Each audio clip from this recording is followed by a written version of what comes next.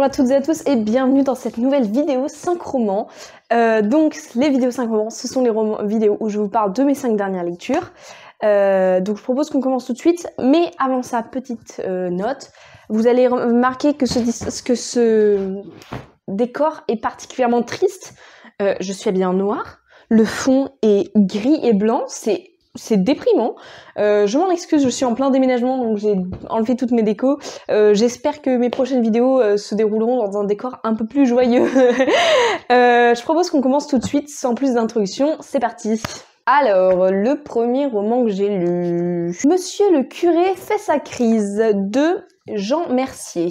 Alors, l'histoire de la lecture de ce roman, c'est tout simplement que après avoir lu Sainte Marguerite Marie et moi de Clémentine Beauvais, j'en ai déjà parlé dans d'autres vidéos, ce roman, ça a été un coup de cœur incroyable, enfin c'était vraiment génial. Je me suis dit, et si je découvrais d'autres livres de cette maison d'édition, qui sont les éditions Qatar, qui sont en fait une maison d'édition qui publie des romans catholiques. Voilà. Donc une branche assez, que je connaissais pas vraiment avant au niveau de la lecture, mais je me suis dit bon pourquoi pas, ça peut être intéressant, etc. J'avais lu un autre livre dont je vous ai pas parlé dans une vidéo 5 romans, c'était Ouf, maman part au couvent. Alors j'en avais pas parlé parce que vraiment pas ma came. Je pense que j'étais tout simplement pas le public visé parce que c'est une espèce de roman qui est à la fois du développement personnel et ça s'adresse vraiment à cette niche de la femme qui fait sa crise de la quarantaine, la femme catho qui fait sa crise de la quarantaine et qui va au couvent pour se ressourcer, ce qui est quand même une niche très précise. Et donc j'ai vraiment lu ce livre et vraiment je l'avais refait à moi en mode bon bah ok. Voilà. Après donc Sainte Marguerite Marie et moi qui était génial, Ouf, maman pas au courant qui était pas pour moi. Je me suis dit, bon, je vais pas m'abandonner là, je vais essayer d'autres livres de la collection. Et j'avais repéré ce livre, donc Monsieur le curé fait sa crise, et en fait, il me donnait envie parce qu'il avait l'air assez drôle, en fait. Donc l'histoire, c'est l'histoire d'un curé d'une paroisse qui en peut plus parce que sa paroisse est intenable. Il y a les deux dames qui s'occupent des fleurs qui sont en combat continu. On demande son avis sur tout et n'importe quoi. Enfin, il arrive plus à gérer et donc il va se barrer. Je vous dis pas où parce que sinon je vous spoilerai le roman. Parce que il fait une espèce de crise. Voilà. Alors. Moi, je me suis dit, en voyant un peu ce thème de roman et ce résumé, je me suis dit, mais ça va être marrant. Enfin, je sais pas qu'est-ce que j'attendais exactement. En fait, je m'attendais, je crois, à un roman. Donc, je sais que c'est publié par des éditions catholiques et que c'est un roman d'une collection catholique et ça s'appelle Monsieur le curé fait sa crise. Donc, je m'attendais à ce qu'il y ait de la morale catholique, de la morale chrétienne. Je m'attendais à ce qu'il rencontre des problèmes et que ce soit réglé à travers des solutions du coup qui viennent de la foi catholique. C'était un peu ce que j'attendais, mais j'attendais vraiment une histoire avec beaucoup d'humour en fait. En fait, je crois que je m'attendais à voir les dames qui se crêpent le chignon pour les fleurs et que ce soit hilarant. Je m'attendais à un truc un peu absurde en fait. Et en fait, pas du tout. Et du coup, j'ai été vachement déçue. En fait, voilà, ça se passe comme ça, mais c'est vraiment... En fait, le ton est beaucoup plus sérieux que ce à quoi je m'attendais. Et en fait, il y a eu un truc qui m'a vachement dérangé, c'est que j'ai l'impression que l'auteur essaye de toucher à plein de sujets, mais il s'accroche jamais à un sujet en particulier. Et du coup, c'est vachement chiant. Ensuite, on a un personnage principal qui est vraiment...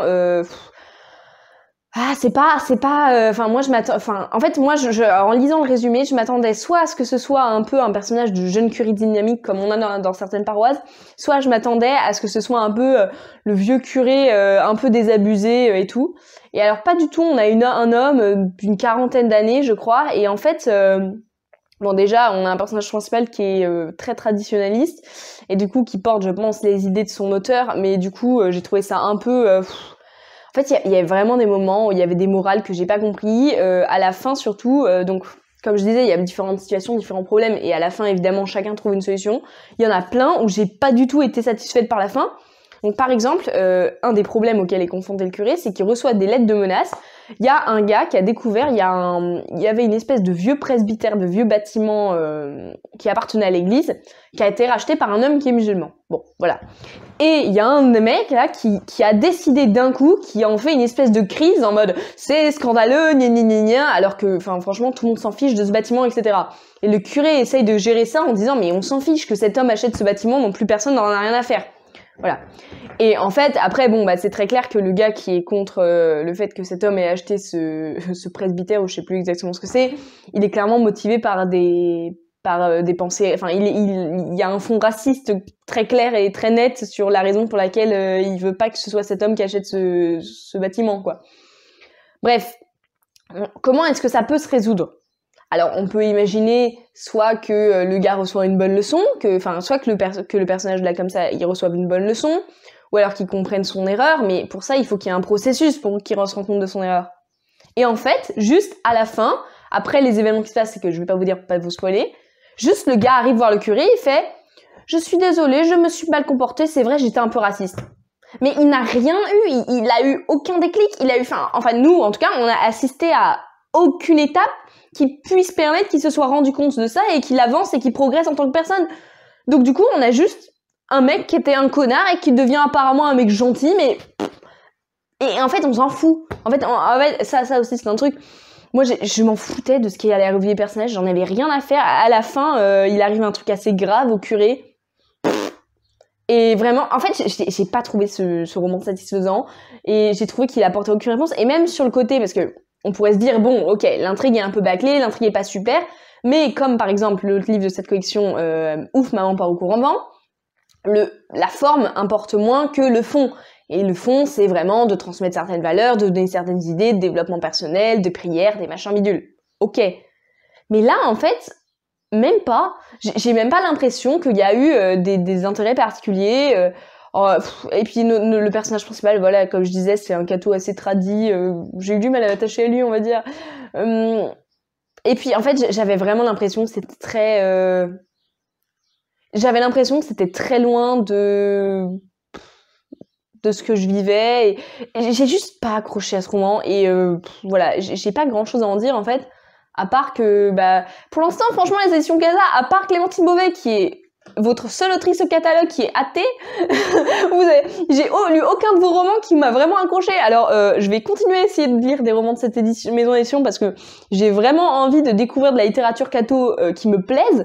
Mais là, pour l'instant, on en est loin. Donc bon, on va voir. On va continuer sur ma découverte de ce genre que je connaissais pas du tout avant. Si vous avez des recommandations de romans catho qui sont bien, je sais que c'est une niche et que c'est pas forcément un genre très connu, très apprécié ni rien, mais je suis preneuse parce que je suis vraiment curieuse. Et là, j'ai découvert, donc toujours dans les éditions Casar, ils ont un roman de science-fiction catho. Et là, je me dis, mais on va voir comment ça va être, mais ça se trouve, ça va être génial. Mais j'ai vraiment peur, en fait, parce que là, ça fait 2 livres déjà que je me tape où c'est un peu comme ça, et je me dis, bordel, j'espère que ça va pas encore être un truc où au final, le fond importe plus que la forme, où on a une espèce de morale un peu gnangnan en mode tout le monde sait, mais Jésus vous aime aussi. J'aimerais bien qu'il y ait vraiment un univers de science-fiction développé, super intéressant, et dans lequel on a des éléments de la culture catholique, etc. Parce que évidemment, si c'est un roman catho, il va y avoir des trucs catho dedans, c'est logique. Bon, on verra bien, mais franchement, si jamais le roman de science-fiction, là, dont j'attends beaucoup, ne marche pas, je vais être très très très très déçue. Bon, on verra bien. Alors, ma lecture suivante, c'est un genre très différent. Il s'agit du Musée des tortures de Rachel Coramblit, je ne sais pas comment ça se prononce. Alors, c'est de la collection Hanté. C'est une collection de Casterman, si je dis pas de bêtises. Et en fait, c'est une collection de livres super sympa. Ils proposent en fait des romans très courts pour enfants. Je crois que leur cible, c'est de 9 à 12 ans, je crois que c'est ça leur public cible, et c'est des romans d'horreur en fait. Et alors, ce que j'aime bien avec cette collection, j'en ai lu déjà pas mal, j'en ai déjà lu 3 ou 4 autres, plus du coup celui dont je vais vous parler maintenant. Et en fait, ce que j'aime bien, alors moi personnellement, ça me fait pas peur du tout, parce que c'est des romans faits pour un public enfant. Moi vraiment, bon voilà, à chaque fois je les lis et je n'ai pas peur du tout, etc. Mais en fait, ce que je trouve génial, c'est que je me dis, si j'avais lu ça à l'âge visé, ça m'aurait fait vachement peur. Parce que ce sont des romans qui ne prennent jamais leur public pour des débiles. Moi, ce que j'aime bien dans cette collection de romans, c'est que j'ai l'impression de voir, voilà, un film d'horreur pour enfants, en fait, où ça veut dire que on voit tous les éléments traditionnels de l'horreur pour adultes, enfin, habituels, sauf que ils ont été adaptés, évidemment, pour que ce soit accessible à un public d'enfants. Et souvent, un truc que j'aime bien dans cette collection, c'est que on a des fins qui finissent mal. Ça se finit pas avec les gentils qui gagnent. Ça se finit avec des fins ouvertes, avec des trucs sombres, avec des morts. Enfin, ça se finit pas juste tralala les petits oiseaux, parce que dans la vraie vie, c'est rare que les films d'horreur se terminent par tralala les petits oiseaux. Donc le musée des tortures, ça se passe à Carcassonne, parce qu'à Carcassonne, il y a en effet un musée de la torture, et donc l'autrice a écrit là-dessus. Donc en gros, on a un groupe d'enfants qui vont rentrer dans ce musée qui en fait n'est pas ce qu'il semble. Voilà, il y a une espèce d'histoire avec une secte. Voilà. Ce que j'ai bien aimé dans ce roman, c'est le personnage principal. Il s'est éloigné de son meilleur ami parce que à l'entrée en 6e, il lui semblait qu'il était trop gamin pour lui. Donc c'est un élève de 6e et on sent que vraiment il est très important ce que les autres pensent de lui et c'est très important pour lui, voilà, de faire bonne figure, etc. Et à côté, il a voilà son ancien meilleur ami qui lui continue à être qui elle est et qui il est, qui assume qui il est et qui malgré le fait d'être entré au collège abandonne pas qui il est. En fait, il a une personnalité, etc. et il n'essaye pas de se fondre dans la masse. Et en fait, donc déjà il y a cette dynamique entre les deux, voilà, principales. Et ensuite en fait on a d'autres personnages, enfin d'autres enfants un peu plus secondaires qui tournent autour d'eux. Et on a vraiment une vraie évolution du personnage principal, surtout quand il se rend compte que en fait un des membres de la secte dans laquelle ils sont entrés dans le musée de torture, etc., lui dit mais en fait rejoins-nous, t'es comme nous en fait. Et là il se rend compte, ah ouais, mais en fait si ces types qui viennent quand même de tuer des gens devant nous pensent que je suis comme eux, peut-être qu'il y a un problème, peut-être faut que je me remette en question. Franchement c'est sympa. Alors je ne me souviens plus du tout de la fin. Voilà, mais je crois que pour une fois, ça finissait pas trop mal. C'était sympa, voilà. Après, voilà, comme je disais, moi ça me fait pas très peur, etc. Mais je l'ai dit aussi parce que je me dis, j'aimerais bien en conseiller certains à mon petit frère, qui est dans le bon public, dans la bonne tranche d'âge.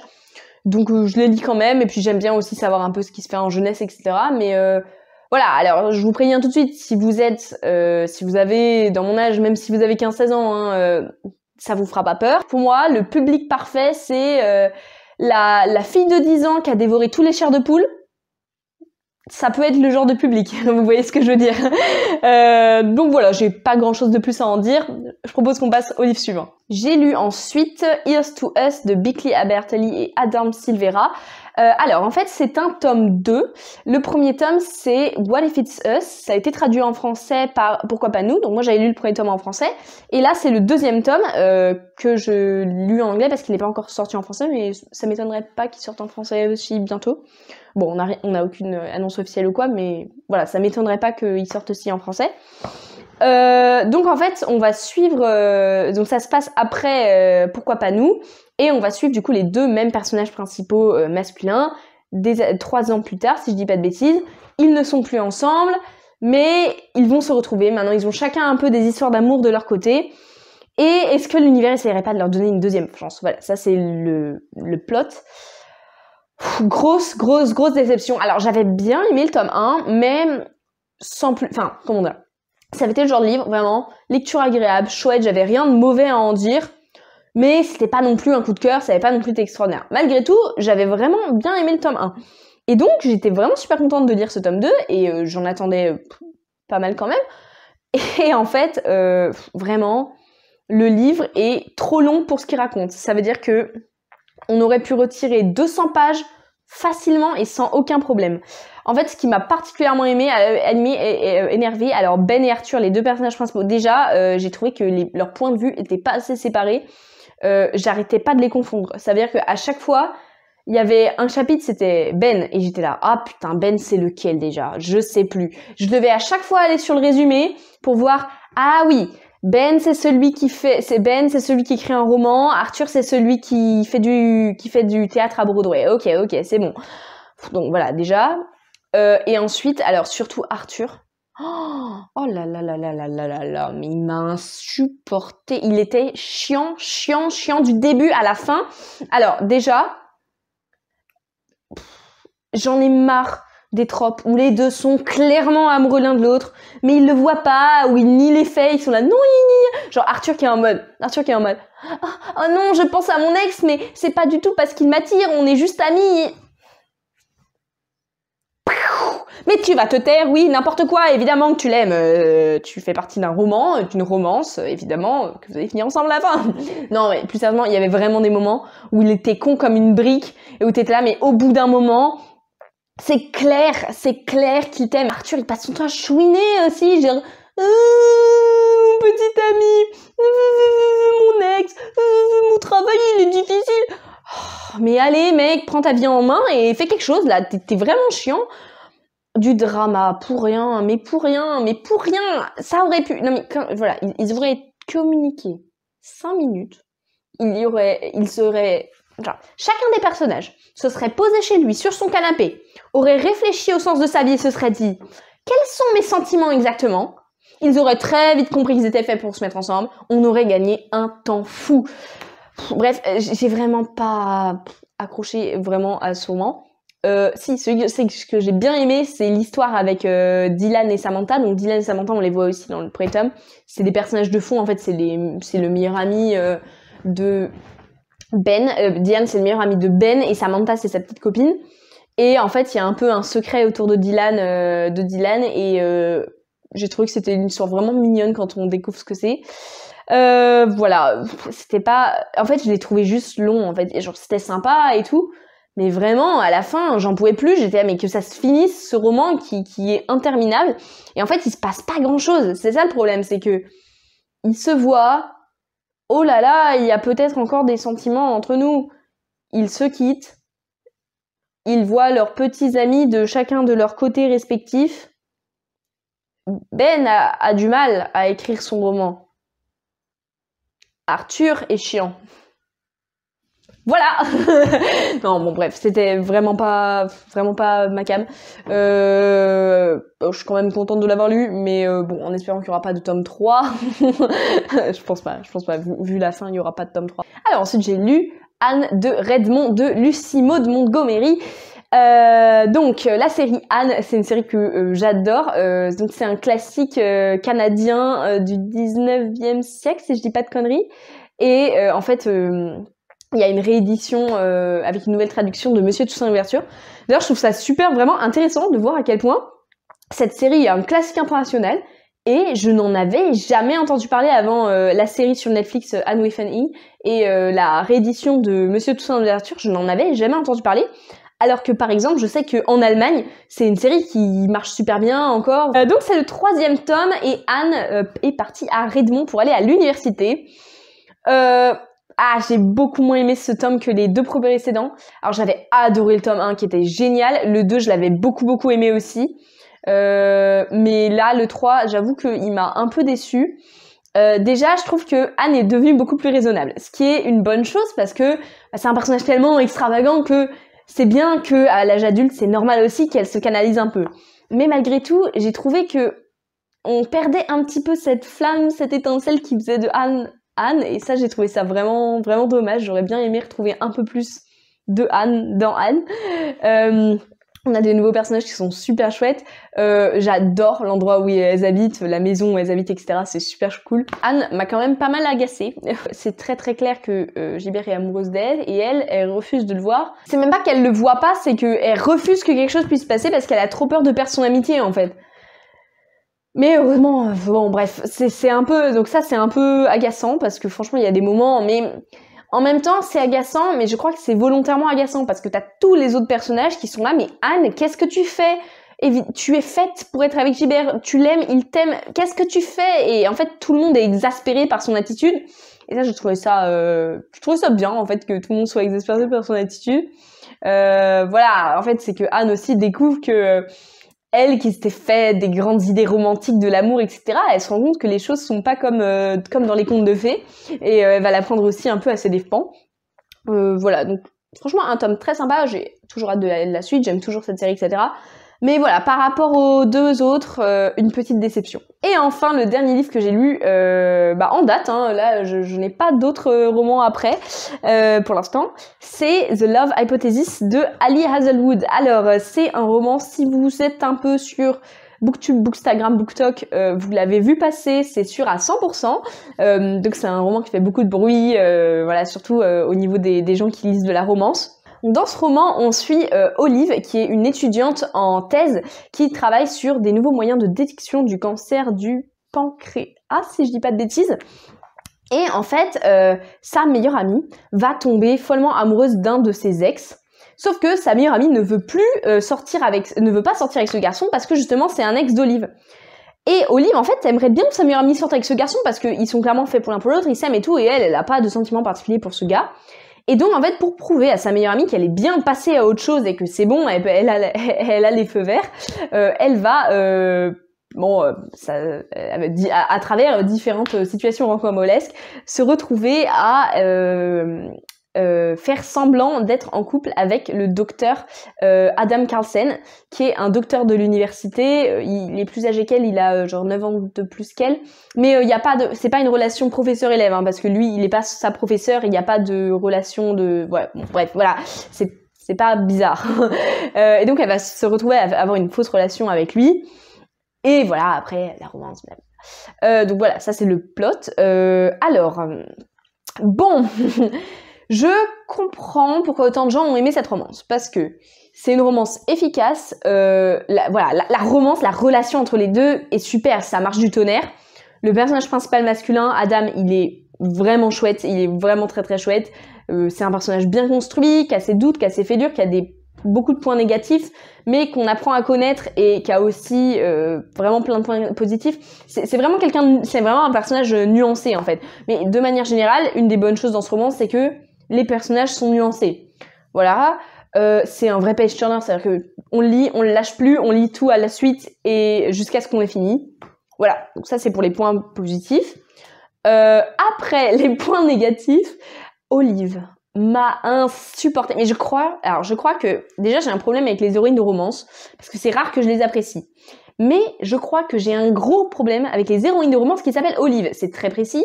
Mais quand j'avais lu le livre de Christina Loren, L'Antilune de miel, l'héroïne s'appelait Olive aussi et je ne l'avais pas supporté. Là, Olive, mais en fait, alors, Olive, c'est un personnage très intéressant parce que c'est un personnage qui est très anxieuse. Elle est très anxieuse, elle souffre d'anxiété. Je pense qu'il y a une plutôt bonne représentation de l'anxiété, voilà, en tout cas de ce que j'en ai lu. Elle avait l'air... Puis c'est une grosse, comment on dit, elle pense toujours trop. Elle va toujours trop loin en fait dans ses pensées et c'est quelqu'un d'extrêmement anxieuse et angoissée.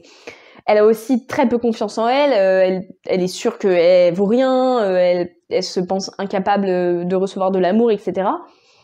Et ça, en fait, en soi, c'est pas un point négatif. C'est-à-dire que, il y a un personnage qui a ses caractéristiques, ses faiblesses, ses forces. Voilà, bon, ok. Le problème, c'est que être anxieuse n'est pas une excuse pour être stupide. Voilà. Oh, ça m'énerve quand... Elle était conne, elle était stupide, elle est censée être une des meilleures étudiantes de sa promotion et elle est pas capable de voir les faits devant elle. En fait, elle a ce problème typique de la romance, de l'héroïne de romance, qui est qu'elle a un gars en face d'elle, dingue d'elle, raide dingue d'elle, qui serait prêt à lécher le sol juste pour être une seconde avec elle. Et elle se dit, non, mais il ne me voit que comme une amie, jamais il ne pourra m'aimer. J'avais envie de la gifler. Un autre problème, en fait, un truc qui m'énerve dans la romance, c'est que, bon, on est d'accord, quand vous ouvrez un livre de romance, vous savez comment ça va se finir. Voilà, vous savez que ça va se finir bien, que les deux vont être ensemble, etc. Mais est-ce que c'est pas plus agréable quand il y a un petit doute, quand vous savez pas exactement ce qui va se passer, quand vous savez pas comment ça va se passer? Et le problème, en fait, c'est que on avait le point de vue d'Olive dans ce livre, et Olive, elle pense que Carlsen ne l'aime pas. Ça aurait été bien que le lecteur pense aussi que Carlsen n'aime pas Olive. Ça aurait été bien qu'on se dise, ah ouais, c'est vrai qu'il agit bizarrement, mais mince, mais comment ça se passait, etc. Alors que là, en fait, il y avait aucun doute. Et moi, je lisais ça et j'avais juste envie de la balancer à travers la pièce, comme j'ai balancé le livre à travers la pièce. Elle m'énervait. Typiquement, alors attention, spoiler, voilà, petit spoiler.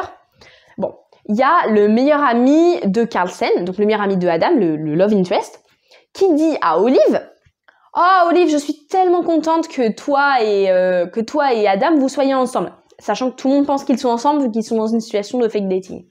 Je suis tellement heureux que vous soyez ensemble. Franchement, t'es la meilleure petite amie qu'il ait jamais eue. Il est tellement heureux depuis qu'il est avec toi. Puis bon, il me parle de cette fameuse fille depuis si longtemps. Je me doutais pas que c'était toi, mais je suis trop contente. Et elle, au lieu de se dire « Ah mais merde, en fait, je pensais qu'il m'aimait pas, mais apparemment, il me parle de moi depuis longtemps. » Elle se dit « Ah bah, il y a une autre fille dont il est amoureux. » Bon, bref, voilà, c'était tout le temps comme ça en fait. Fin des spoilers. Et du coup, bon, moi, voilà, ça m'a pas mal agacée. Alors ensuite, parlons du sexe. Alors, j'ai vu partout passer sur Bookstagram des gens qui disaient « Oh, la vie de Thésis, oh là là, ce chapitre, il est tellement hot, oh là là, je savais plus quoi faire. » Mais les meufs, les meufs, je dis les meufs parce que j'ai vu des filles parler comme ça. Non mais les meufs, vous allez lire de la vraie littérature érotique et je vous assure qu'à côté, ça c'est de la gnognotte. Hein. Et encore, je ne suis pas experte en le sujet de littérature érotique, mais j'ai quand même lu des choses beaucoup plus hardcore que ça. Hein. En gros, en fait, j'ai bien aimé ce livre, il était sympa, mais je comprends pas tout le flanc qu'on en a fait, quoi. C'est la romance de l'année, non. Et voilà, j'ai fini pour aujourd'hui. Des choses assez différentes aujourd'hui. On a un roman catho, pas ouf, mais un roman catho, de l'horreur pour la jeunesse, de la romance contemporaine en anglais, un classique de la littérature et encore une romance. Bref, on a des choses assez différentes, donc je trouve ça chouette. Je me dis que tout le monde pourra y trouver son compte. D'ici la prochaine fois, je vous souhaite d'excellentes lectures. Salut!